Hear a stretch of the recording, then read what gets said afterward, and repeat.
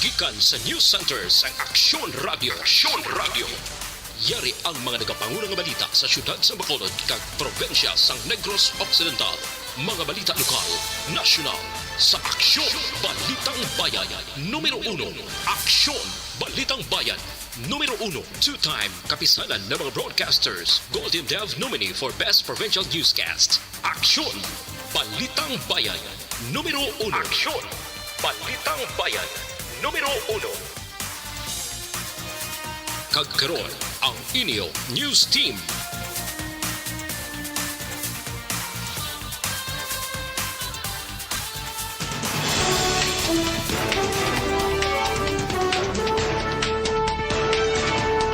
Sa mga pangulong dinalan sa mga balita lokal, 170,000 pesos nga bilis ang balor o nga bilis sa illegal nga droga na kumpiskar sa bypass operation sa Barangay Singkang Airport. Police augmentation para sa Mascara Festival nagdangat sa masobra 1,300. Sa balita nasyonal, magapungko nga electoral board sa Oktubre 2023 nga barangay kag SK elections, wala sang pabuton nga dugang nga honoraria. Full-blown sang face-to-face classes sa Nobyembre 2, dayon apisar sang panibagong nga variant sang COVID-19 nga nagsulod sa Pilipinas. Maayo nga Bacolod, mga gabilugawahin sa Western Visayas. Karon nga adlaw Biyernes, Oktubre 21, 2022. Ang inyong news team, Aksyon Dorel Kabat. kag Aksyon Boy Duran. Ang mga balita lokal, pagkatapos lamang sa Barangay 684. Drama komedya nga nagatalakay sa mga hitabo sa kabuhi, isyu politikal, siyensya, kag kinaugali sa surut kag guwa sang pungsod Pilipinas. Oh my God! Wow! Ang mga tagpalamati, magkakadlaw sa pagbabati paagi sa kaladlawan ng mga characters kag mga eksena sa atong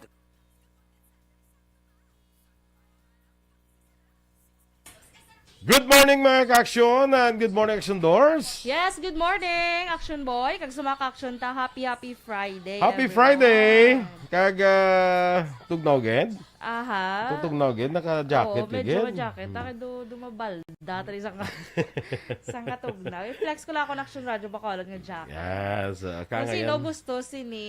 Pahimo ka mo. Charot. Pero hindi ka mo pwede ka pahimo ya ha. Kung, Dugay na no, basta, na yes. jacket ha. Pahimo jacket din ha. Away mo ko na nagnawa niya. Actually, sabi ko yung nadula ni. Kaya akong pangita. Aso sa nagapahimos ka. Atong itugon ko nga. Yes. Nga pangitaon mo, nakita mo la. Dalawang ta na to siya sa December. Ay, hindi. Sana. Basta dalawang ko na to siya. Okay lang. Kalmay lang anak. Kay nagapanghimos, nagapanghimusay ni mo kay nagsaylo ko Bisacon Mansion. change address. Oo. Change residence. Para kapalagyo sumaging pangutangan. Sorry. Para hindi mo tultulan sa mga Shopee kang mga Lazada. Para hindi mo tultulan ni Turko Jungko. Kala. Good morning sa aton nga mga nag-monitor dito sa Facebook. Please like, follow, and share sa aton nga FB Live. Kag dira sa aton nga mga drivers, no? Morning dira sa inyo tanan nga mga taxi drivers, jeepney drivers, tricycle drivers, Yes. mga e-bike drivers. Good morning sa inyo, Yung no? mga feeling drivers. Mga feeling drivers. Good morning. Sige. Kami driver man kami, no? Oo. O sige, standby na. O standby sa mga balita lokal. This is my life.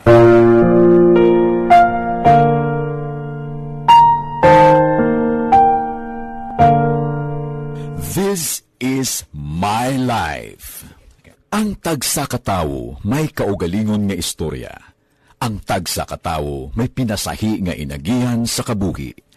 Ang imo pagpasimpalad, pangabuhi kag kabudlayan, personal man o kun pamilya, hatagan sang kabuhi diri sa This is my Aksyon Balitang Bayan. Numero 1.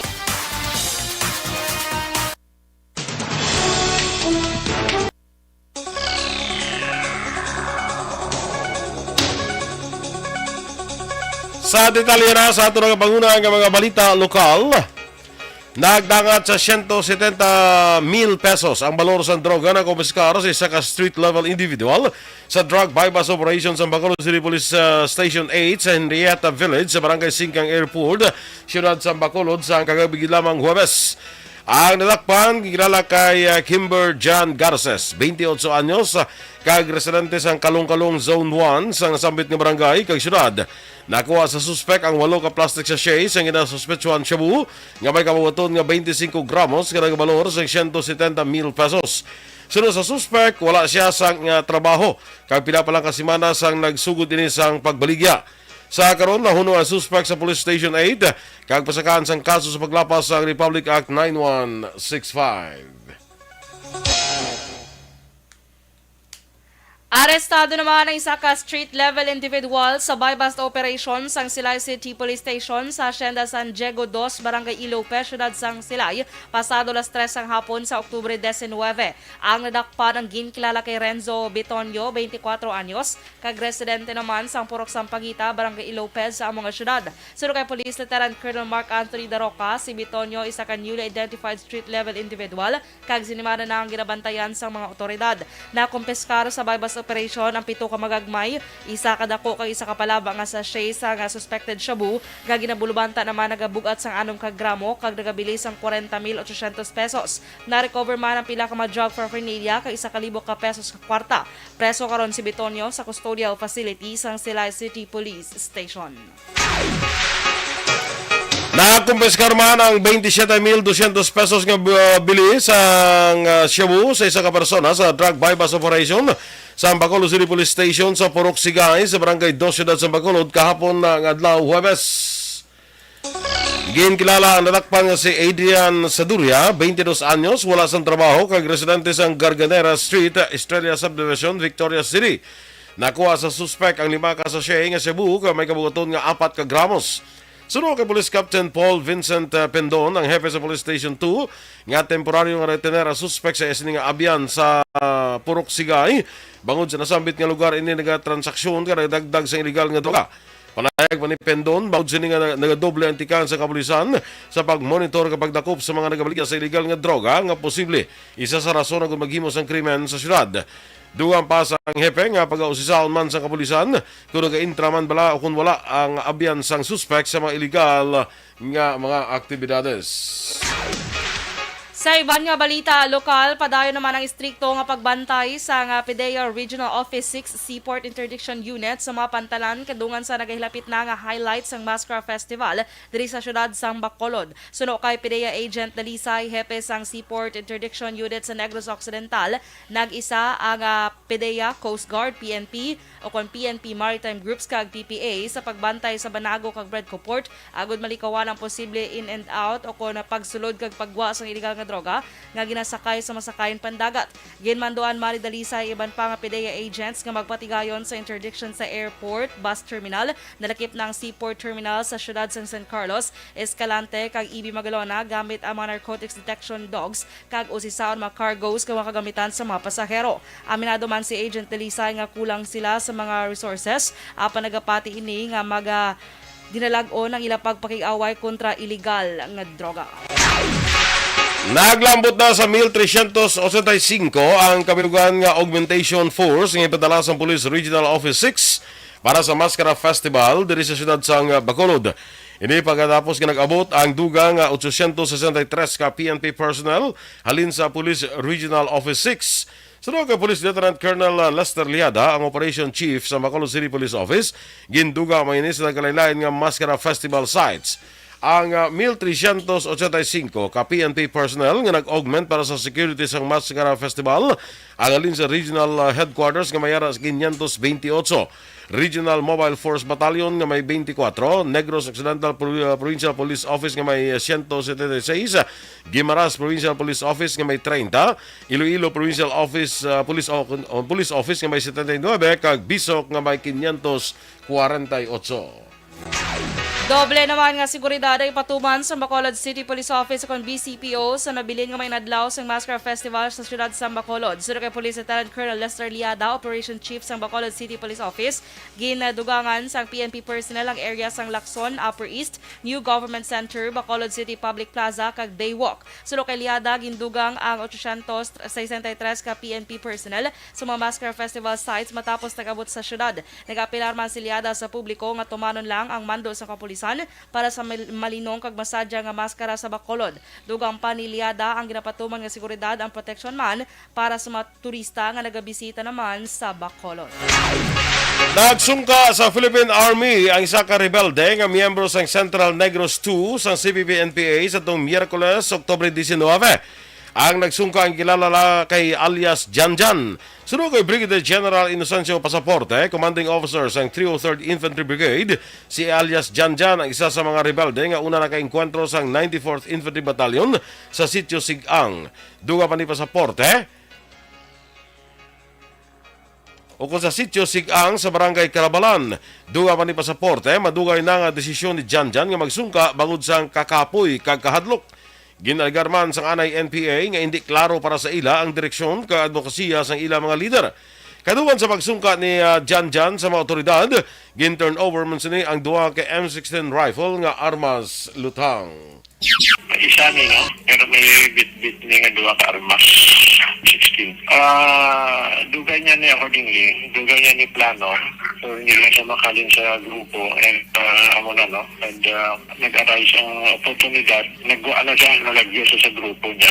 Ang kabahin sa pahayag ni Brigadier General Inocencio Pasaporte sang 303rd Infantry Brigade. Liwat nga nagapanawagan ang 303rd Infantry Brigade sa Philippine Army sa mga rebelde nga mag-surrender na sa mga otoridad. Sunod kay Brigadier General Inocencio Pasaporte, ang commanding officers ng 303rd Infantry Brigade, ang pag-surrender ni alias Janjan sa mga otoridad ang dapat manginihemplo sa iban pang rebelde nga bukas ang gobyerno sa pagbaton sa ila. Dugang pa ni Pasaporte, nakahanda naman ang programa sa gobyerno sa mga rebelde nga plano mag-surrender. Nagapati naman si Pasaporte nga madamo sa mga rebelde nga luyag magsungka apang wala gid lamang nakakuha sa oportunidad. Ginkompirmar man ni Pasaporte nga si alias Janjan nga nag-surrender sa Oktubre 19 ang nagpakiangot lamang sa isa ka sibilyan para mag-surrender sa militar.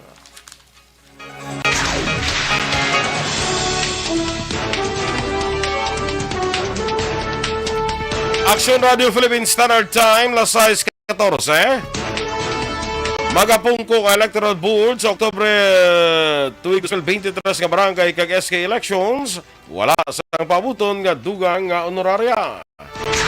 Samtang full-blown face-to-face classes sa Nobyembre 2 dayon sa piyak sa panibagong variant sa COVID-19 sa Pilipinas. Ang detalye sa mga balita nasyonal sa pagbalik sang Aksyon, Balitang Bayan Numero 1.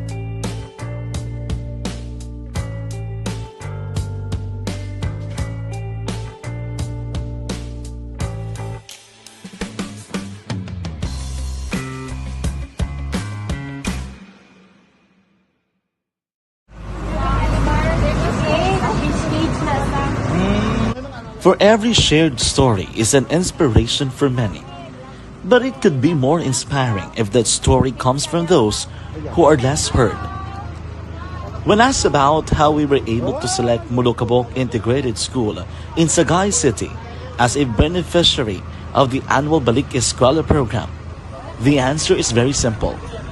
Frankly speaking, we wanted to see and experience the renowned Mulukabok footwalk and its beautiful nature.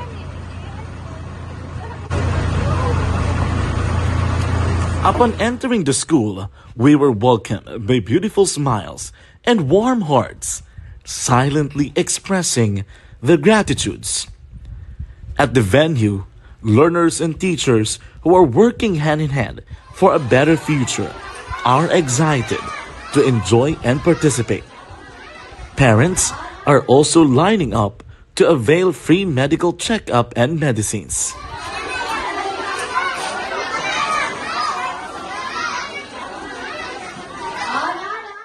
Indeed, nothing is impossible and unreachable until you personally see the real situation of a certain location. The 30-minute boat ride seems to be a few distance walk because of the satisfaction and fulfillment we have in our hearts. Behind the awesome facade is a totally different story. An island community which cannot easily be reached by humanitarian services because of its far location. But now, Aksyon Radio Bacolod made it possible because we believe that like news, our service is limitless. Thank you, sponsors. Thank you, God.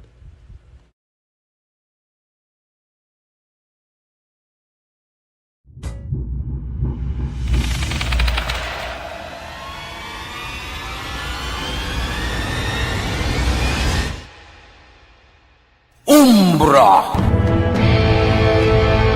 Hi, good morning na sa aton mga ka-aksyon nga nag-aupod yun sa aton monitor subong nga aga. Kay Michael Arsenal watching, good morning. Ana Sinoro, good morning. Ed Bangkaya, good morning man. Kay Gabriel Nilios, good morning. Noli Villaflor, good morning. Jose Moncaltorilla, kay Erlinda May Solaco, good morning. Kay Dennis Richard Tiboroma, good morning, Sir Modens. Pwede ka pag-greet? Pwede kita dance. Na-dance man. Happy birthday sa pinalangga namon nga Iloy nga si Mama Gemma. Uy! Birthday gali subong ni Mama mo, dance. Happy birthday landa kay Mama mo, Gemma, Roma. And of course, ay tito nga si Dennis Roma. Andra gurugin ko ang ngalan mo, dance ay. Happy birthday landa kay Mama mo, dance. Tamiyagon lang siya namon karon on air. Aha, sige. Action Boy, birthday gali isang Iloy ni ni Dennis. Aha. Si Mama Gemma kag siya tito nga si Dennis Roma. Tingala ko daw pila nakadlaw daw perting sa kasako sa kay Dennis kay nga daw hindi mo makontak kay hindi mo sa makuan kay gapri paragli sa birthday ni mama niya. Gabi ang panakop niya sang baboy. Paka. Kamalitson baboy siya, malitson paka. Pag Ay, gila. Yes. Perting Ang mala siya preparasyon kada mo. mo handa. Perting So, guro. i-greet na siya karon on air. Si Yes. Mama Gemma Roma. Ni Action Dennis ni Dennis. Jose Moncaltorilla, dungan sila birthday ni Tita Jana Fernandez. Diana Bla Fernandez. Ay, happy birthday Birthday gali man today. kay Diana Fernandez. Ang amon Yes. diri nga dramatista. Rene Kasaklang, good morning man. Miss Teresa Linahakayaw, good morning. Kay Ray Flores Baryoga, good morning. Arnel Polis Amparado, Tuting Rufino. Kay Sir Lorenzo Magsipok, good morning sa imo Sir Lorenzo. Dira sa may Bacolod City National High School. Kag sa tanan nga staff dira sa Bacolod City National High School. Kay Dennis, ako na lang ng jacket mo with doors by Lo, huyap sa akon. Hindi, Kuya Dens. Huyap gidya. Ala, imri ka, Dennis. Ano? Ang baya, ako na lang na jacket mo doors by Lo, huyap sa akon. Talaka, Dens. Waliyatag mo siya. Makasalap ako na Waliyatag mo siya. Puhuyapan mo siya. huyapan ko siya. By Lo, huyap. Hindi, Kuya Dens. Basta opilas kamot, Kuya. Mapilos. Mapilas ang kamot pagtampa sa Kuya Dennis. It's either mapilas ang kamot sa kamot ko sa pagtampa sa Kuya ni Dennis kung or mabali. madanlog. Or mabali. Ay, oily. Grabe sa mabalik. Hindi mabalik ka. Alay. May luyap sa akin. Ay, no? Sige lang, Des. Ako Namitod na, magabuka na. ano na kitawag sila? Ang maglas, ano kitawag sila? Mag- Magtabu-tabu na nila. Atag Ganit mo, tinidugay na ng jacket na eh. Yes, duga na ni Guro may 5 years na guro may ara. I think 2017 na. 5 years ko. Oo, 5 years may ara na.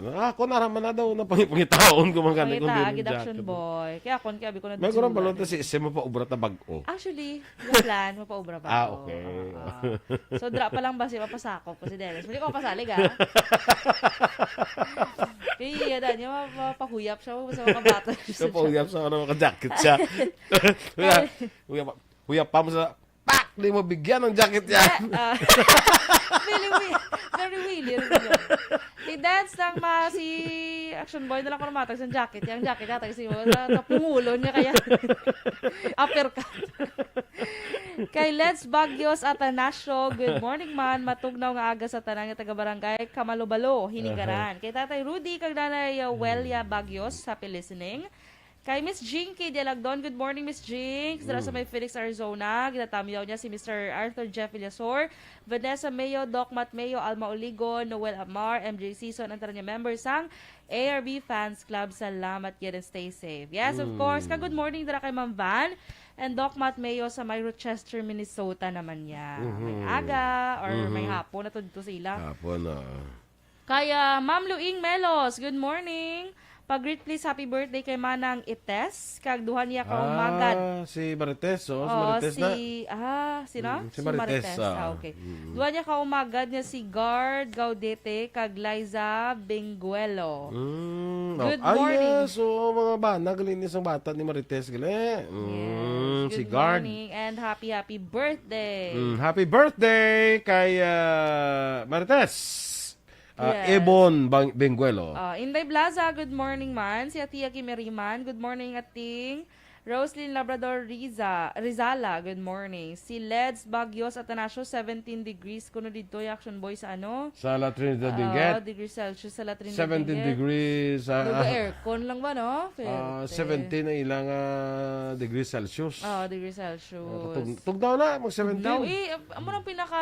Hindi man. Ano ba, 16 ang lang. Bagyo may mga 11, may 9 yan eh. Hindi, I mean, kubla sa aircon bala. Sa aircon? Actually, may 16 pa sa aircon. Kita mo ka jacket ka na. Gani. Okay. Dugay, mahabol na ko na din. Si Lalaine Grace Ibarra, good morning sa imo, Miss Lalaine. Evelyn Narciso Ravina, good morning man. Lani Vilyoga Huaringon, good morning. Si John Arlos Araman. Sir Philip Alonsagay, good morning. Si Julian Lucio, amo nito Padbalay, Action Boy, good morning. Nandra sa imo, Jules.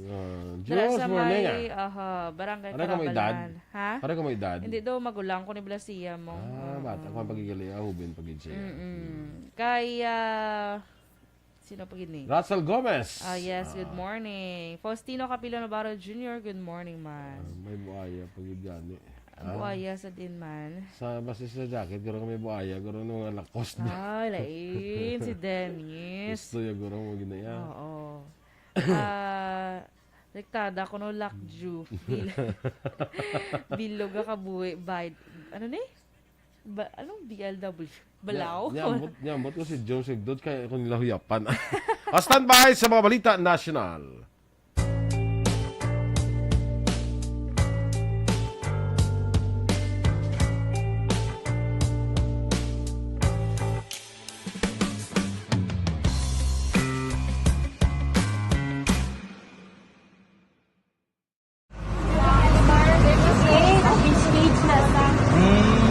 For every shared story is an inspiration for many.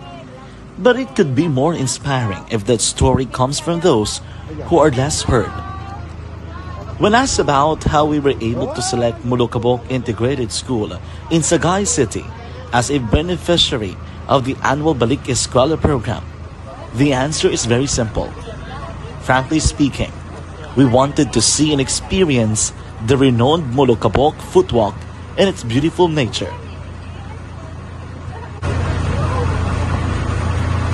Upon entering the school, we were welcomed by beautiful smiles and warm hearts, silently expressing their gratitudes. At the venue, learners and teachers who are working hand in hand for a better future are excited to enjoy and participate. Parents are also lining up to avail free medical checkup and medicines.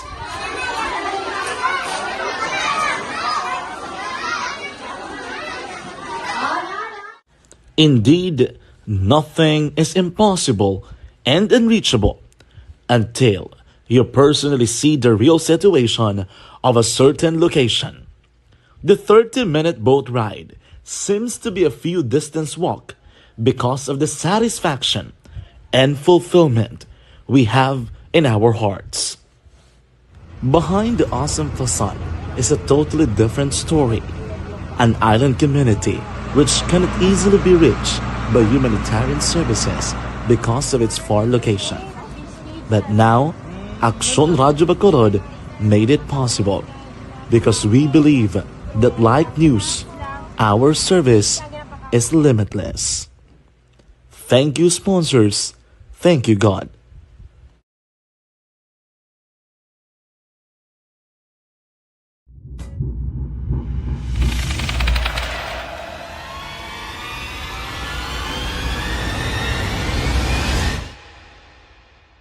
Umbra! Bayan numero 1.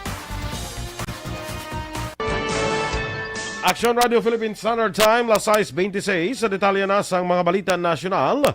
Wala sang mapaabot nga dugang honoraria ang mga magapungko nga electoral board sa Oktubre 2023 nga barangay kag sangguniang kabataan elections sa ukon BSKA.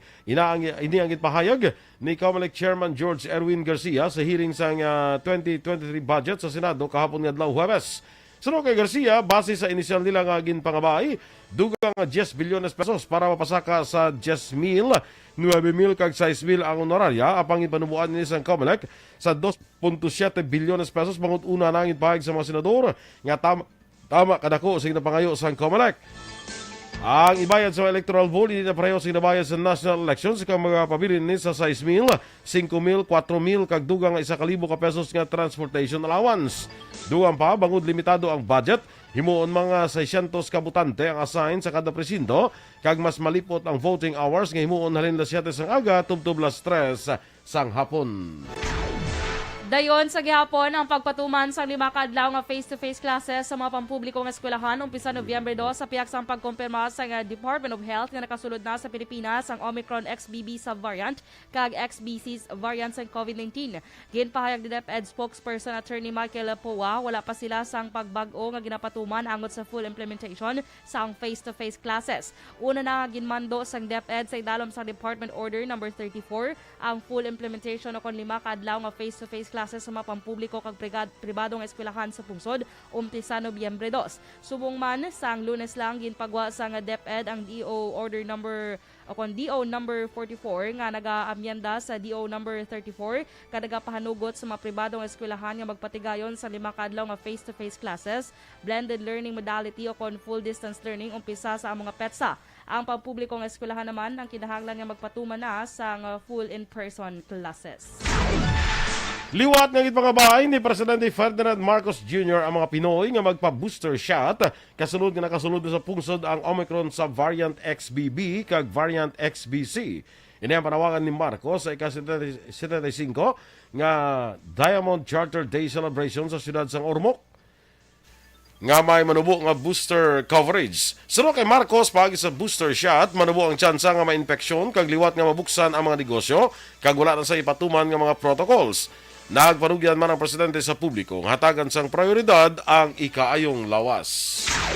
Kumpiyansa naman si Presidente Ferdinand Bongbong Marcos Jr. nga mapabaskog pa ang turismo sa Eastern Samar sa mga masunod nga adlaw. Ini ang ginpahayag sang presidente sa pagbukas ng San Juanico Aesthetic Lighting Project sa Samar. Nagpain sa 80 milyones pesos nga pondo ang Department of Tourism sa mga proyekto.